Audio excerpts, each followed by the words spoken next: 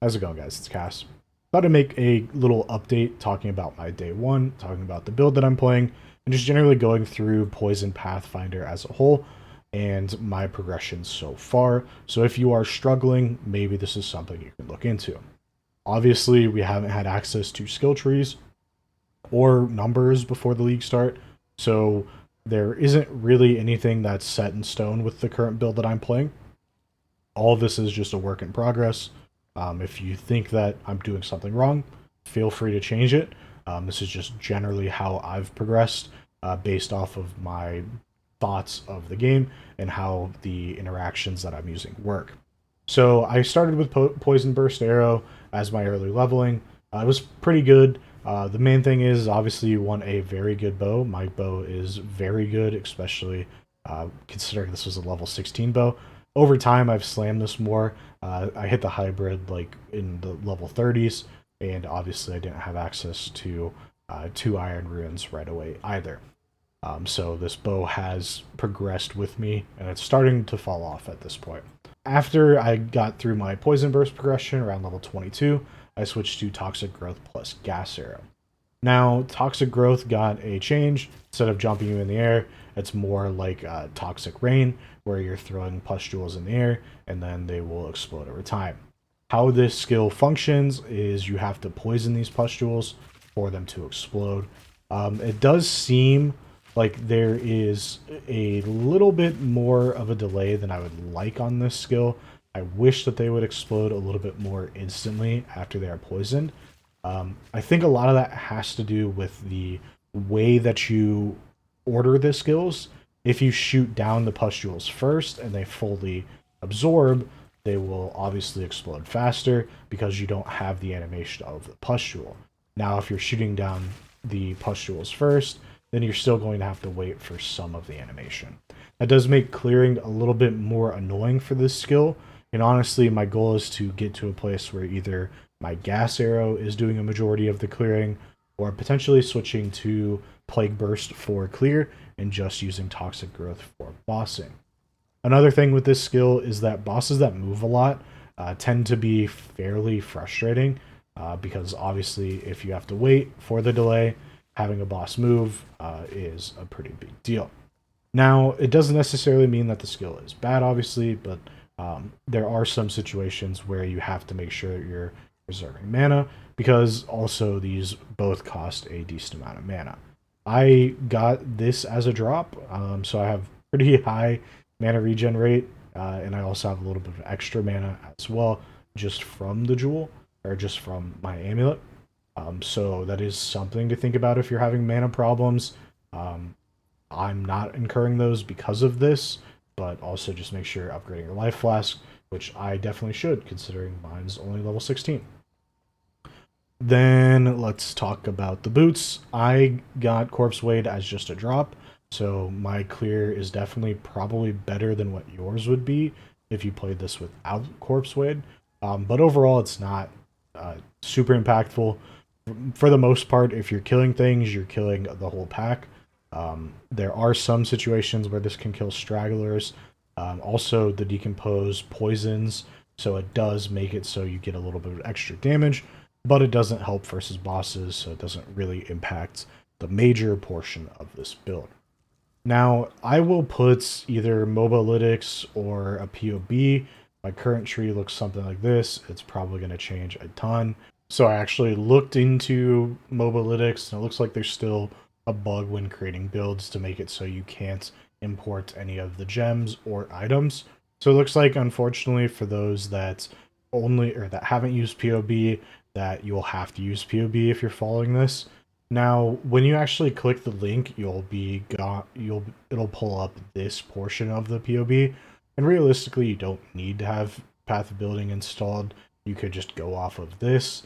You can see the general pathing that I've done the for the skill tree, but it may be slightly different because this hasn't been completely updated yet. You see things like this causing issues. Obviously, this is connected there as well.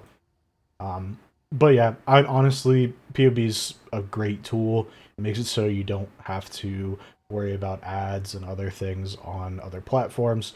So if you haven't yet, I would just suggest downloading it, make it a lot easier. In the PoB, I just have the tree, basically what I followed. Some of these nodes might be wrong, some of these nodes might not be as powerful as other decisions.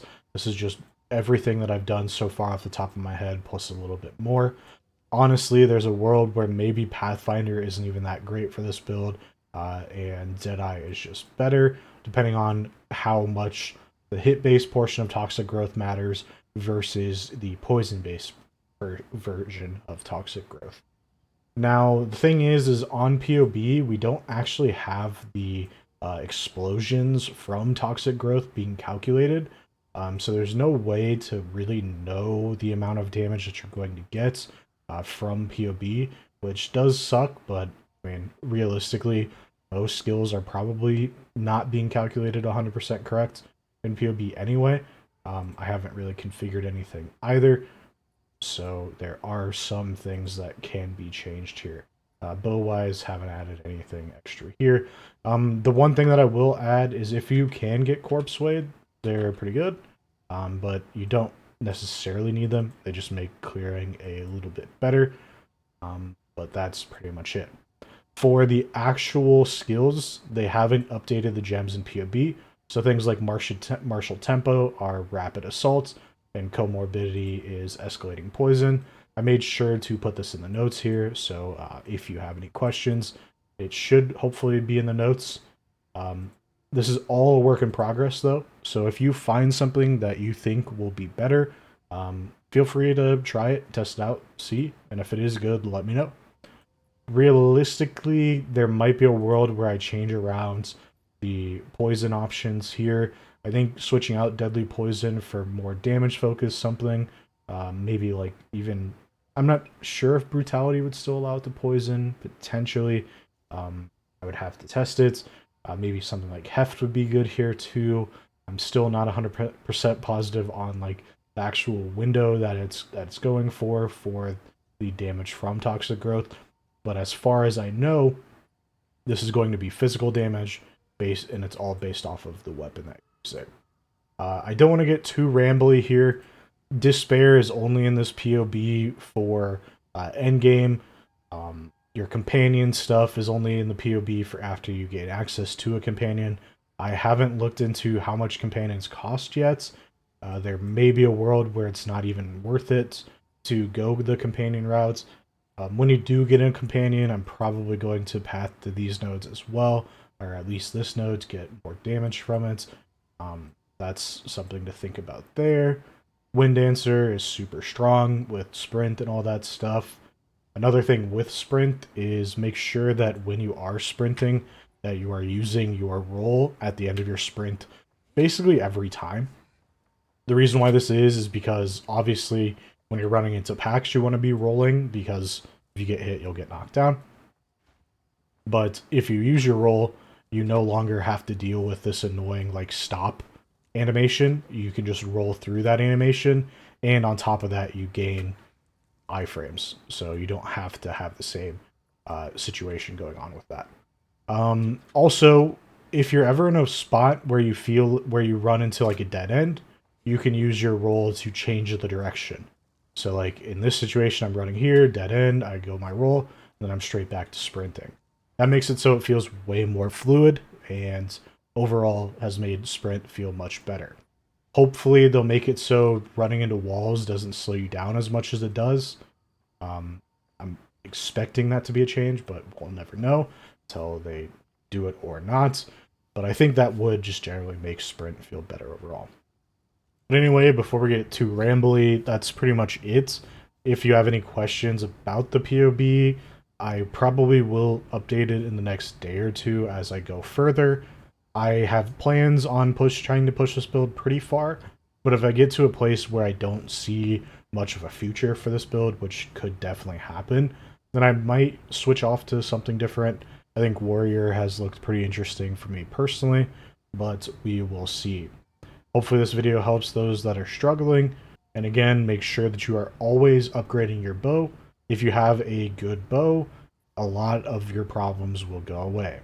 Now, as we get deeper into the game, it's going to be a lot harder to get access to better and better bows, but for the time being, simply upgrading your bow will help you out a ton. Hopefully this helped you guys, and thanks for watching.